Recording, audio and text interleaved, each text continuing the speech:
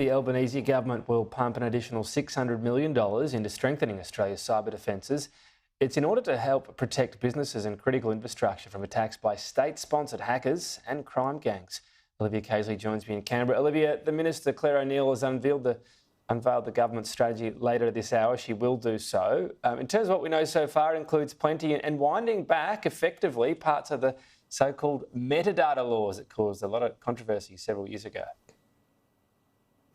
It's a pretty bold strategy, Tom, and it's aiming to make Australia a world leader in cybersecurity by the year 2030. So at the moment, the Cybersecurity Minister Clare O'Neil says many small businesses, they're ill-equipped to deal with such attacks. They don't know where to turn in the event of such an incident. So there needs to be a pretty significant shake-up to the way the country handles these issues. Of course, we've seen a string of really serious cyber attacks, including the ones on Optus and Medibank at the end of last year, and then also major port-operated DP World earlier this month. Today's blueprint, it's the government's opportunity or plan, if you like, to get on the front foot on this issue, and it's going to include a number of new changes. So, for example, small businesses, and actually all businesses in general, they're not going to be allowed to hoard customer data in the same way. They'll also have to report to the government if they are subjected to such an attack, and there'll also be the creation of a special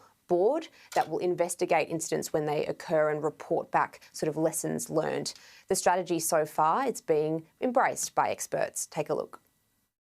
A lot of the time businesses, frankly, are scared to phone in cyber incidents into government because they don't know what the consequences are, and we rely on a self-reporting mechanism, which really doesn't cut it for what is one of the most challenging issues of our time. That strategy is changing that.